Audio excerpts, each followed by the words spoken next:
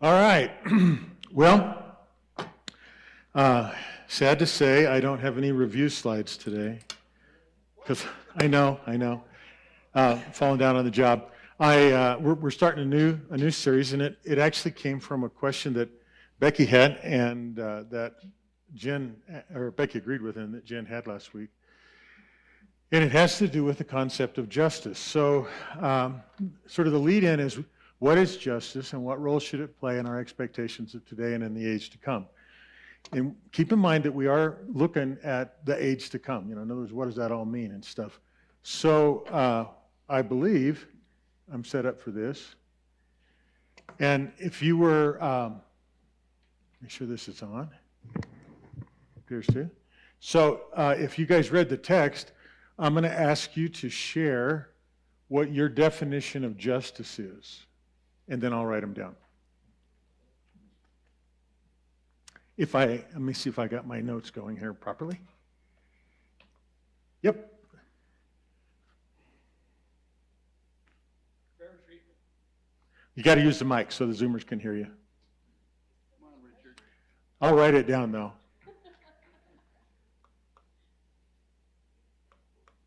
Fair treatment.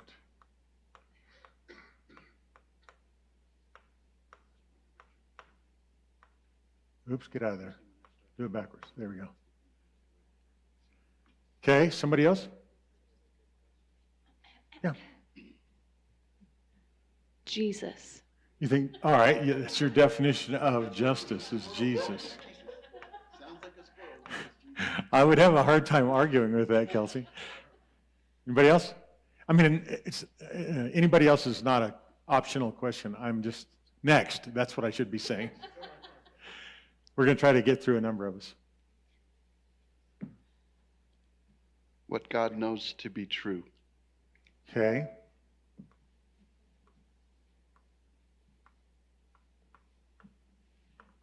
Explain how that's justice. If something is not true, it's usually a form of injustice. Like Even telephone poles are made of paper mache. Yeah, or even if people are lying, that's a form of injustice, It I is? believe. Yeah. Okay, it's interesting. Interesting. Back off, dude.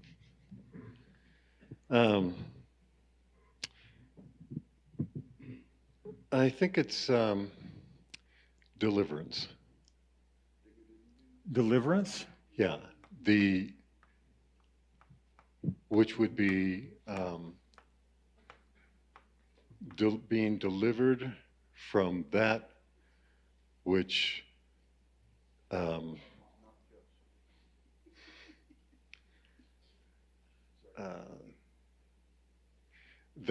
that whatever is keeping me from the knowledge of Christ, the knowledge of God, the deliverance of that is, to me, is justice. So from whatever is keeping, can I say a person? Yeah. From the knowledge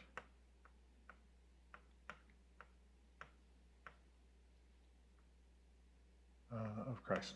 Okay. Because if judgment is anything that is anything of sin, that's judgment is coming against the sin. Mm-hmm. Once that's removed, being delivered from that. Yeah, the deliverance is an interesting aspect.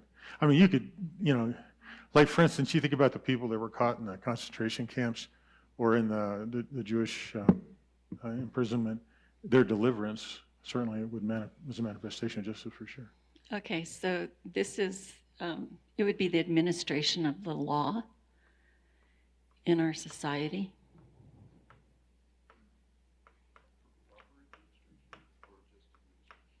That's up to you to figure out. And are you limiting it to the society? I am mostly, yeah, because I think it affects society. Okay. administration of law. Jen? I've looked at it as like an accounting for something. Reckoning, accounting of, Accounting, reckoning? yeah, those are just the words that come to mind. Is there a C there? Yep. RECK. Okay. What do you guys think of my handwriting? It's great. Jessica? Restoring someone or something to like the Lord's original design. Okay.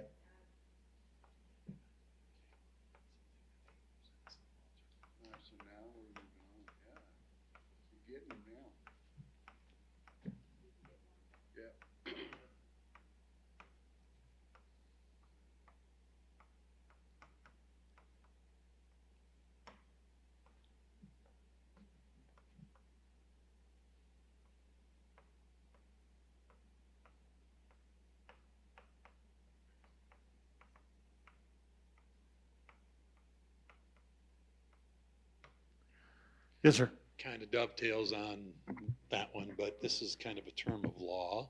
It's being made whole.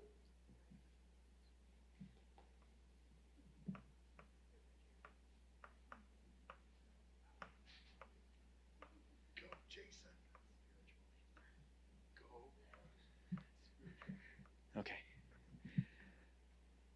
Jesus getting what he deserves. Okay.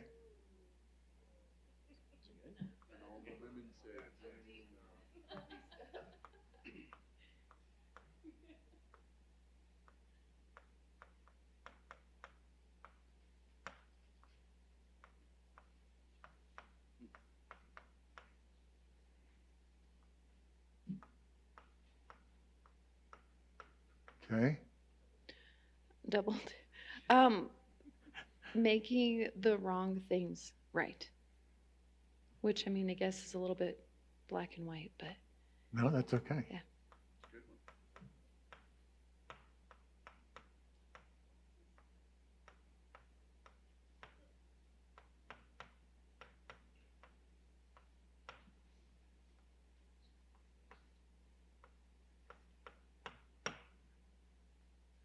Anybody on Zoom?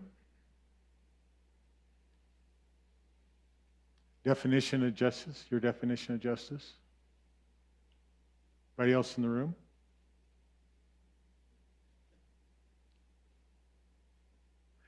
Okay. Well, I think those are pretty good. They cover a full spectrum. Fair treatment, Jesus, what God knows to be true, that deserves some exploration. Deliverance, and from what, in particular, from whatever's keeping you. Administration of law, accounting or reckoning, restoring one or something to God's original design, being made whole. Jesus getting what he deserves, making wrong. Okay. It's an expression I don't usually use, but when things are right as rain.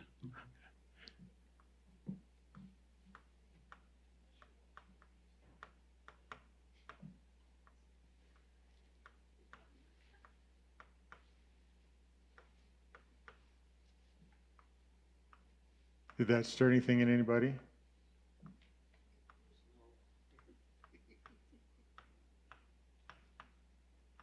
How about that? Yeah, that's what I was David, any thought on justice? Definition? Tommy? Anybody? Should we look it up on the dictionary? No, that's okay. All right, cool. Well, that's helpful. That's really good, guys.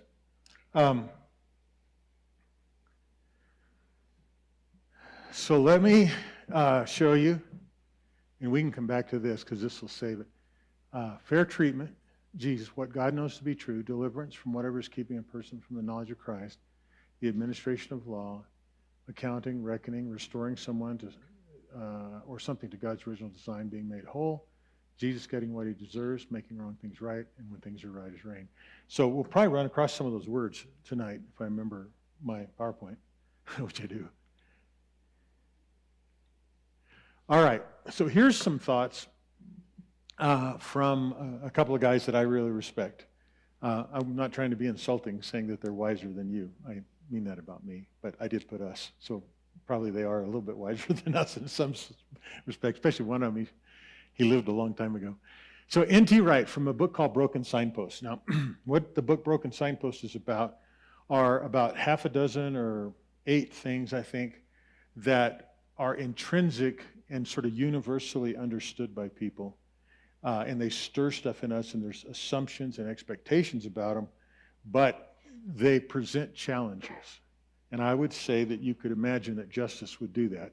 As a matter of fact, Justice is the first chapter in the book by N.T. Wright. And this is how he talks about justice. The instinct for justice, in other words, runs deep. You don't have to have a master's degree in philosophical ethics to know what it's all about. It's a universal human sense. That isn't right. Something needs to be done to put it right. We all know it, but we all find that putting right is difficult. Here's the problem. We all know justice matters, but we all find it difficult or sometimes downright impossible to achieve it. So it's kind of a source of frustration, but everybody kind of has that sense that's not right. It's not right. And then this is from George MacDonald. This is from his sermon, Justice, in Volume 3 of the Unspoken Sermons. He says, "Let us endeavor to see plainly what we mean when we use the word justice, and whether we mean what we ought to mean when we use it, especially with reference to God.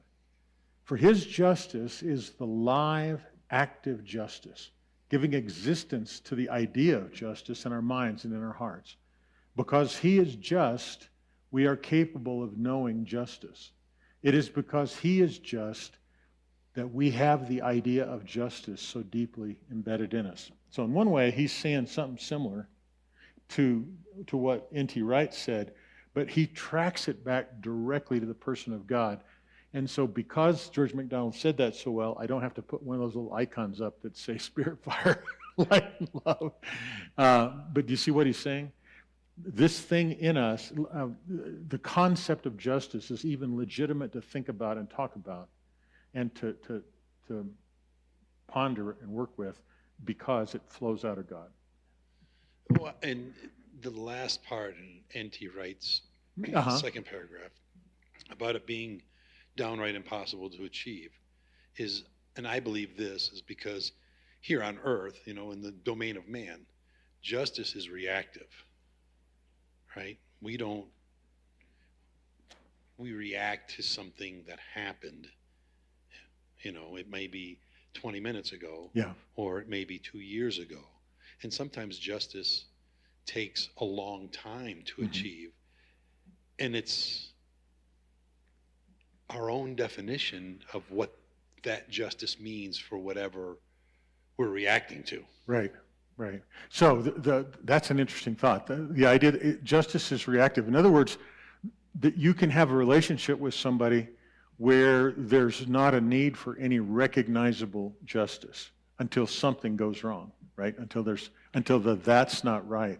Now, I'm not sure that Wright would address it in his chapter, but boy, I'll tell you, in George MacDonald, he does exactly. He says, so if somebody steals my watch, then if they get caught and they get punished, is that justice? How does that help my watch? Or, and he just gets into that idea that the reactive nature of what we do here, and he didn't use the word reaction, but it was in response to, how is this justice in response to and it's pretty powerful. So that's a great thought, Dave. That's a great thought. Yeah, right. So those brought up a thought in me that we serve a just God, or God is just. That's how I believe. Mm-hmm. And if God is in me, therefore there is a sense of justice in me. Mm-hmm. That's how, like with N.T. Wright saying, I know it when I see it, and I need it or want it to be, but I can sure tell when it's not there. Yeah. So it's hard, it may be hard to define, but it's part of me, I think, because God's part of me. Yeah, I think so. I would say also that because God's part of us, that we have a capacity to be just and to render justice ourselves. We'll probably explore that more. This isn't going to, I was thinking maybe I could just knock this out one night. No, it's not going to happen. Not giving it justice. Right. That would not be giving it justice, yes. And any other thoughts before I move on from this one? Okay. All right, so here are the English language. I'm not saying it's the exhaustive. This is just from Merriam-Webster Online. But I like to throw these up because they usually reveal something about why we struggle with stuff when you try to really distill the terms down. So the first one is the maintenance or administration of what is just, especially by the impartial adjustment of conflicting claims or the assignment of merited rewards and punishments. Now, raise your hand if that sort of makes sense as a definition. It does to me. I mean, I can see where it came from. Raise your hand. Let's see, how would I say this? Okay, raise your hand if you think it exhaustively defines justice. Yeah, I know it misses that mark by a long way, right? Because it's reactive for one thing. As you said, it comes after the fact. It kind of projects that. It says maintenance or administration of what is just, but the whole idea of assignment of merited rewards or punishment puts it as a response to something that's going on. Then there's a whole section of them about judge. You know, there's the definition of like a Supreme Court justice. And then there's the quality of being just, impartial, or fair. We got fair up on the board. And so just is also another word that comes up all the time. And of course, it's a part of that.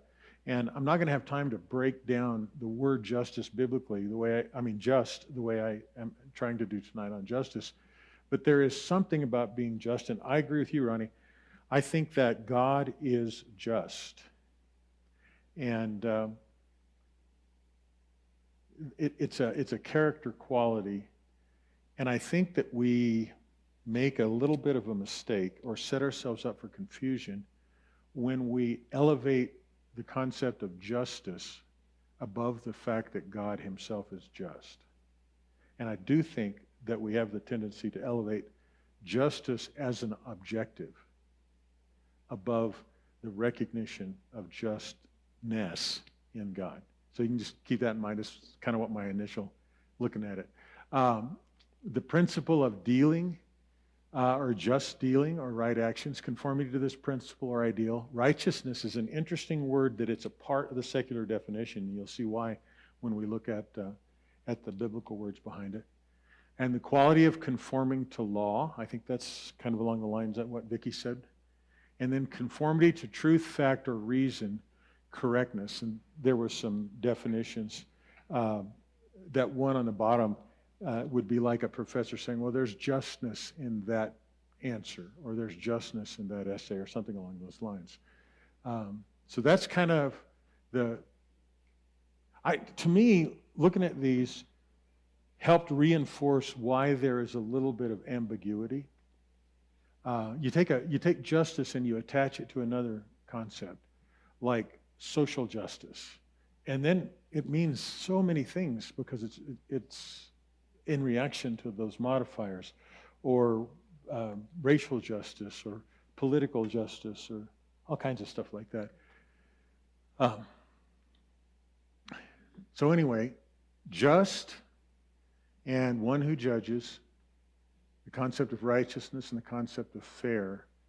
And show me, how many feel like fairness should be a component of understanding justice? Okay. How many feel like fairness is too sort of personal and subjective, like that's not fair kind of idea? Okay. All right. So we've got to work through that a little bit because I had some thoughts on both sides of that question. Okay.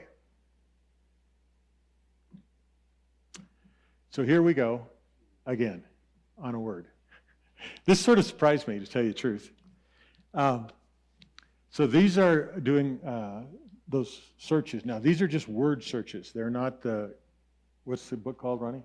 The Englishman's Concordance. the one where we search up the actual Greek or Hebrew word, remember? No, never mind. Yeah, the Blue Letter Bible will do it. All right, but that's not what this is. That comes in a minute. This is searching for the word justice. Justice. So the New American Standard, which is the Bible that my computer defaults when I search to, because I use it for study most of the time, there are 129 references to the word justice in the Old Testament, just that form, and there are 9 in the New Testament. Surprisingly to me, for some reason, but the more I thought about it, I thought it was interesting, the King James Version has only 28 references to justice. And it has no references to the word justice in the New Testament. The Young's Literal has only 8 references, English references to justice, in the Old and in the New. The Complete Jewish Bible has 142 in the Old, 22 in the New. The Living Bible, Vicki, the Living Bible has 115 in the Old Testament, 12 in the New. The New Living Bible is amazing to me, and I hope I've got my notes up here. If we have time, I'm going to read a couple of things that they translated as justice. But 149 in the Old Testament and 22, that's the one that's got the highest count across the board.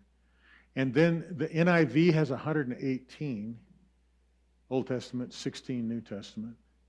And Holman Christian Standard has 137 Old Testament, 13 New Testament.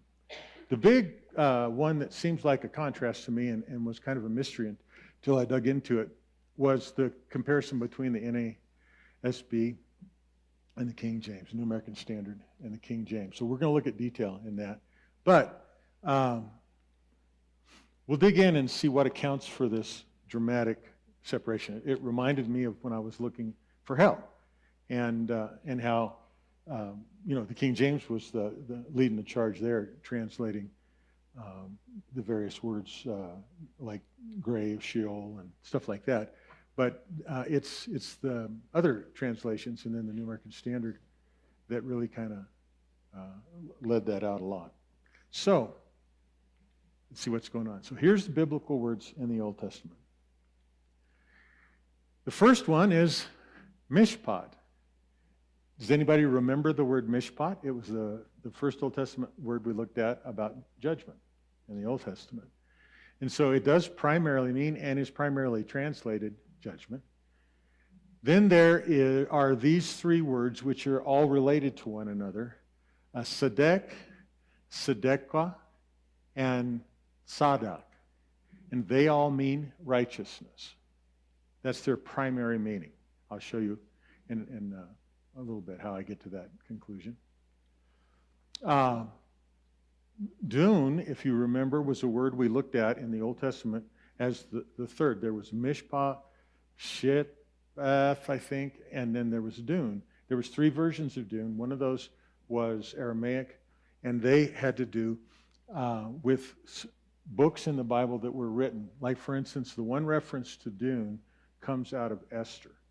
And so it was written during captivity, so there was a Mesopotamian or Babylonian influence on it. So usage in the King James, mishpat is only translated as justice one time. It's in Job 36:17. The other words, Sedek, is translated into justice 10 times. Tzedakah is translated 15, and Sadak is translated 2 times. So that explains why if you add that up, it's supposed to equal 28.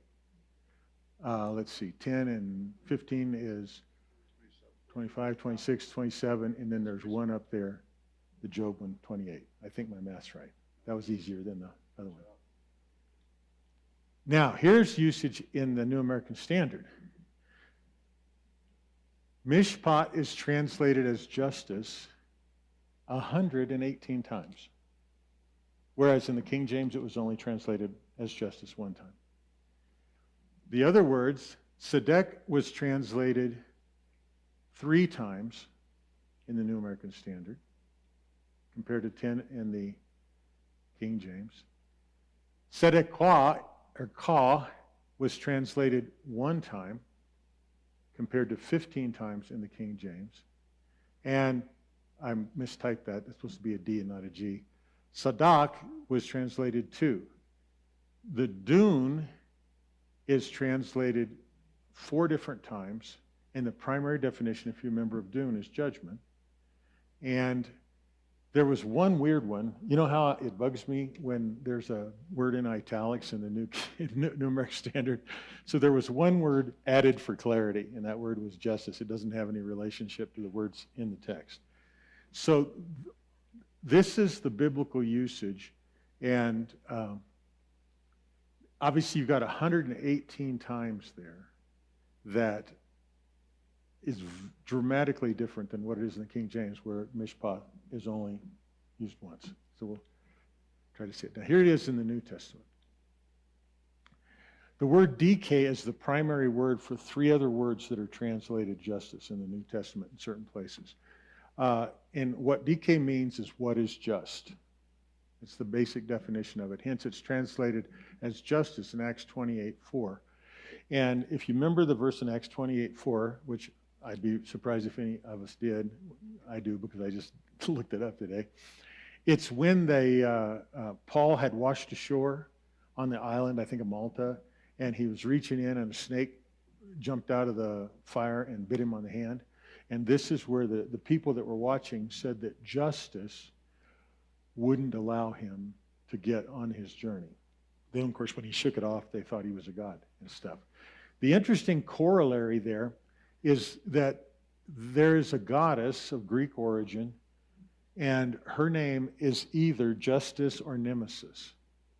Now, I think that's fascinating, that the goddess of what is just, naturally and understandably, the goddess of that is either called Justice or Nemesis. It shows that deep in our culture is a lie about the nature of justice, that it's adversarial. And that's one of the things that I think we've got to think through as we try to understand justice from within our own culture, because justice is quite adversarial in our, you have an attorney for, you have an attorney against, when we talk about our judicial. And I think that we have a tendency to impose the adversarial nature of justice in our culture on God. And it needs to be addressed, because our God is spirit, fire, light, love, and love. And so I don't think there's as much a room for an adversarial image of his justice. And if I think back to our definitions, Jesus, or Jesus getting what he deserves, or fair play, or something like that, the adversarial nature, in my opinion, stands in the way of us being able to understand God's justice. Okay? Dikaios primarily means righteousness. What I mean by that is 45 out of the 79 times. Now this is the Englishman's Concordance, where I'm doing those particular Greek words. Remember? Yeah. See? All right, so 45 out of the 79 times it's translated righteousness. 31 times it's translated just. Now you can see the corollary there. Because to behave, to be a person that is just, is to be a person that is righteous, doing right, in the right. So there's definitely a corollary there. The word meet is like right for. It's used 2 times. Justice is translated once in Colossians 4:1. I don't know what that is. I'll read it later. Dikaiosune is a really interesting one. Now, remember what I said when I thought it was fascinating that our secular definition with Merriam-Webster had one whole point of reference as righteousness? That's really, I think that's amazing. Dikaiosune means righteousness, although there's a couple interesting variants. 90 out of 92 times it's used in the New Testament, almost everywhere, depending on whatever your translation is, it's translated righteousness. 1 time is translated alms. And I don't know if you guys have ever heard that thing where Jesus said, and it's translated, do your righteousness not before men, that kind of thing. It's alms. That's where the word alms comes from, that. And then one definition is let him be righteous. He was righteous, let him be righteous still, kind of thing. Now, N.T. Wright translates dikaiosune, and this is what gets him in trouble with a lot of other theologians and so on. But I understand his logic in it. We've talked about it. He translates this as the covenant justice when it's applied to God. So it's not an abstract righteousness that N.T. Wright is trying to assign to God, that God is righteous because he's God. No, God is righteous because he's faithful to the covenant. And anyway, so that idea of covenant justice, when it's applied to righteousness, is relative to God and his covenant with us. Okay, then dikio, and you can see how these words are related, right? It primarily means justified and is translated such 30 out of 39 times. Justify 4 times, justifieth 2 times, and a quote from the Old Testament, I thought that was weird they did that. Justifier is once, and then as God's justice is translated 1 time in Luke 7:29. So, of all of these words right here, you get 1, 2, 3 translated justice out of the 9 that are in the New American Standard. Oddly enough, do you remember this word, krisis? It's one of the fundamental, simple words to understand that means judgment. It's translated 4 times in the New American Standard. Now remember, King James doesn't have justice at all in the New Testament, not one word translated. New American Standard translates those 4 passages of Scripture as justice. And if you go back and read them, which you might do because we're moving along pretty good here. If you go back and read them, you could read judgment in them, and the Scripture would make exactly, the admonition in the Lord would make exactly the same sense. And then the last one is a new word, and justice is translated 2 times, both in consecutive verses there in Luke 18:7 and 8. And the primary definition of ekasis means to vindicate or to avenge. Okay? I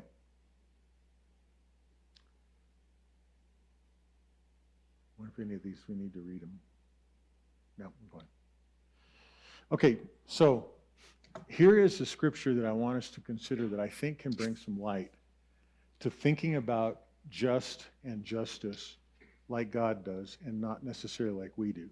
However, I know I'm kind of speeding ahead because I'm pretty positive I've done nothing to try to dislodge what you already believe justice is supposed to be. And I don't know what to do about that.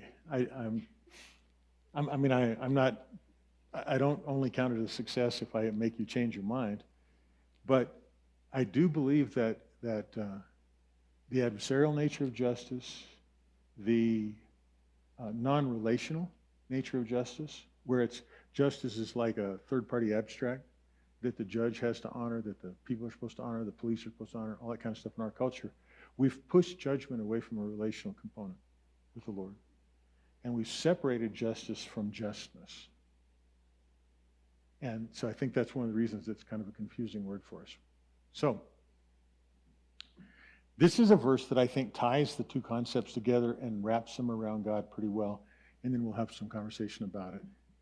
Because I think I've only got one more slide here.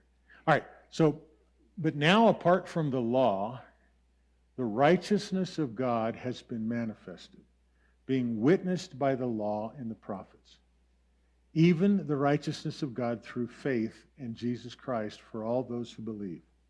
For there is no distinction.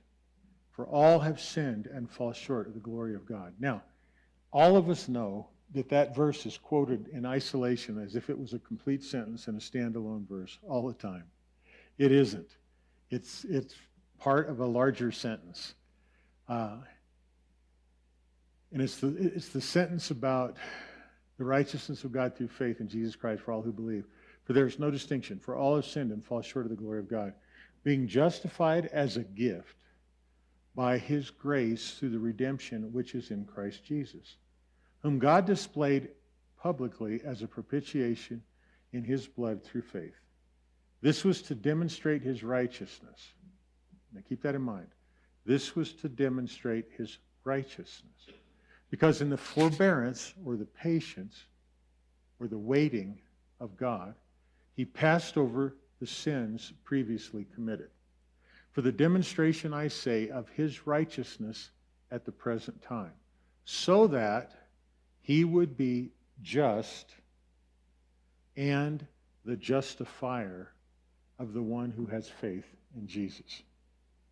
And just and justifier are both those words that are up there that we looked at in the New Testament. So, what it's saying there is that there was a purpose in the heart of God where he passed over sins previously committed for the sake of demonstrating his righteousness in this present moment, so that he would be just and the justifier of the one who has faith in Jesus. Now, if we were to read from George MacDonald's sermon on justice, he would do his question and answer, like antagonistic question answer kind of thing that he does on some of his messages. And he would set up the belief that we have that, like for instance, let's say, how many of you have heard that God has to punish sin? Okay? A lot of people say that. Does God have to punish sin? No. He could destroy the sinner. Or he could leave the sinner to his sin, and the sin would destroy the sinner. There's not a moral obligation outside who God is to punish sin. He doesn't owe that to anyone. That's the nature of being God. You don't have people twisting your arm, forcing you to do things.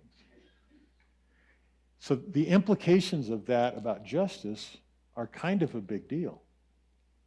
Because to look at justice and then attach it to God as if it's an obligation for him is probably to see it incorrectly. If anything, justice flows out of him because he is just.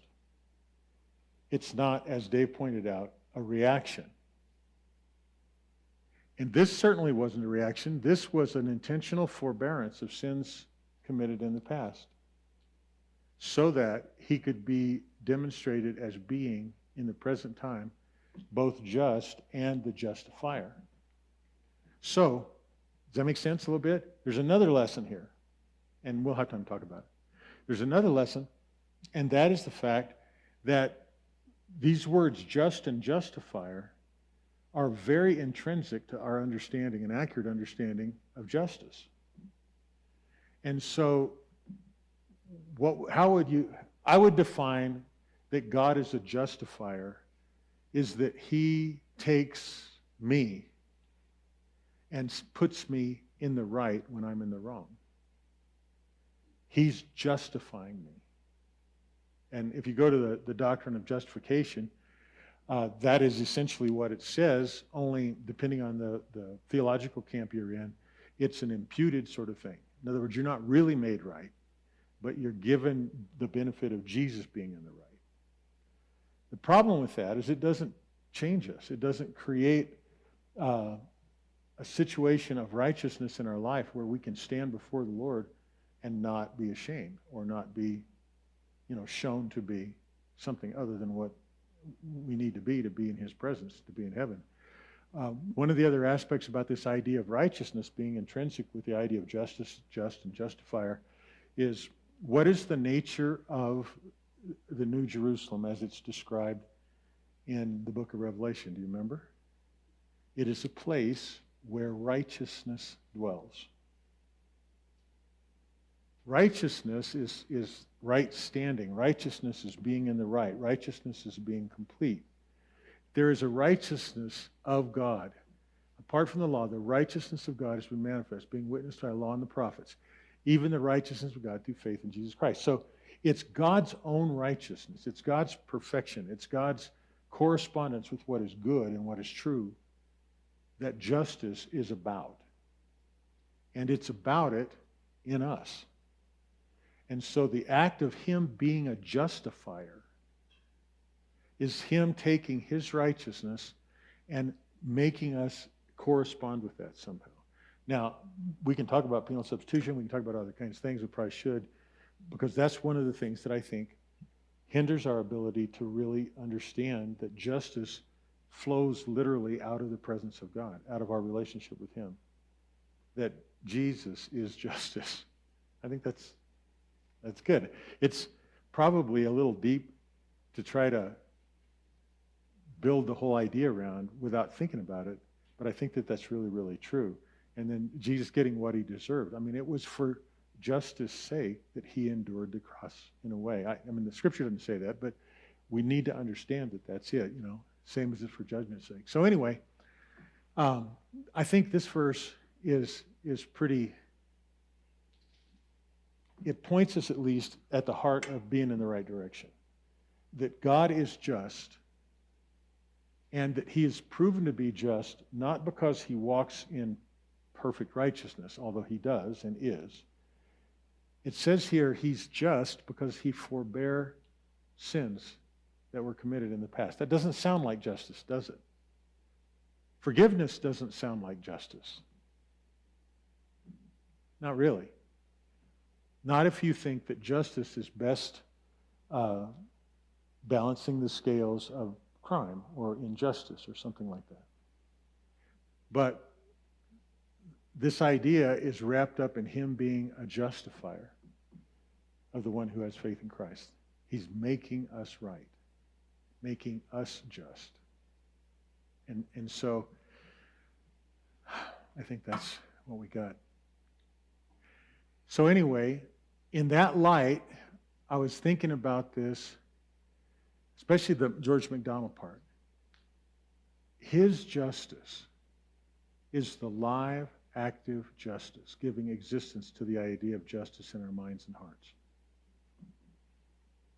I think that requires a rethinking of our sort of knee-jerk, and I'm not trying to belittle us for thinking that way by using that word, but just our reactive. I think that's even a better word, Dave. Our reactive thought about justice. We assume that justice is something we're talking about when we're talking about when people get what they deserve. But it seems like what the Bible is talking about justice is much more when Jesus gets what he deserves. Much more when I think your other definition, Kelsey, was when people are restored back to God's original purpose, their created design. Oh, that was your, okay, yeah. That restoration process is an act of justice. And then, I don't have time to go through it tonight, but if you go back and you look at justice in the Old Testament, justice all the time. Matter of fact, I've got this little thing I'm going to show you to kind of illustrate that without going too deep into that. So sometimes word studies are easy, and sometimes they're a lot of work. This one happened to be a lot of work. And so you won't really be able to see this, but so this is going through the New American Standard, use of justice in the Old Testament.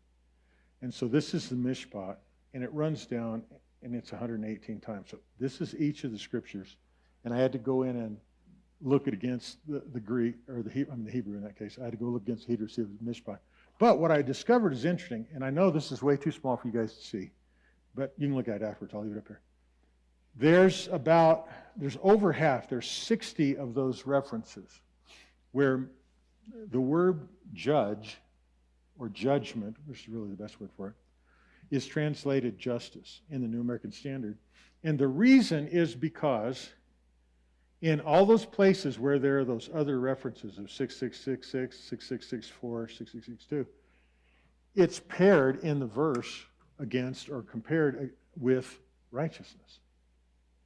So it felt, I could tell in the New American Standard translators, they were thinking, well, justice sounds more like something that marries up well to judgment or to righteousness than justice does. How does justice and righteousness go together? But it obviously goes together because that's exactly what it says in Romans 3:26. That's the whole point of the argument up to that point in Romans. And so I think about people, I think about how prominent a position justice plays in our expectations about God getting his way, God coming through, prophetic fulfillment, and more even so about the end times and what our expectations are about judgment and why hell is such a deeply entrenched thing. A lot of it is because people feel like without that kind of adversarial and punishment-oriented judgment and justice, judgment and punishment, you're never going to have justice. But justice isn't primarily like that. Justice is, in the Scripture, primarily married to righteousness. It's married to transformation. Justice is married to the restoration of what our original sources were, the restoration, or like you said, Richard, deliverance from what stands between us and God. And, tonight's just an introduction, but I thought, wow, the words we looked at for judgment and the words that clearly mean righteousness are the words that the church has borrowed to explain justice. And then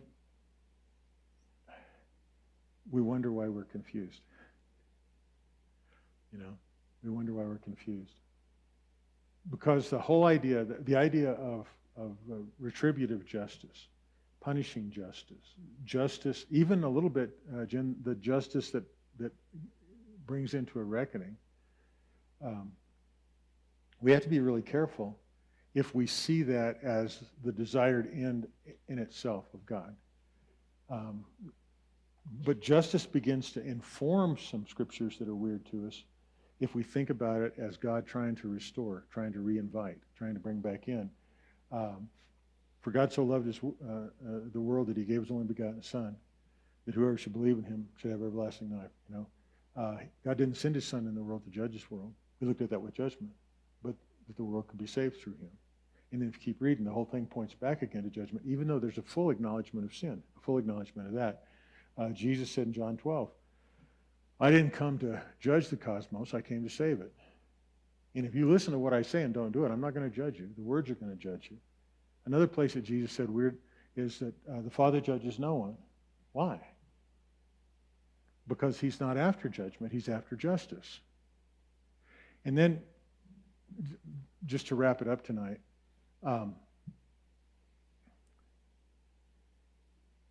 if we really think through even what N.T. Wright says feels like justice, like that's not right, something needs to be done.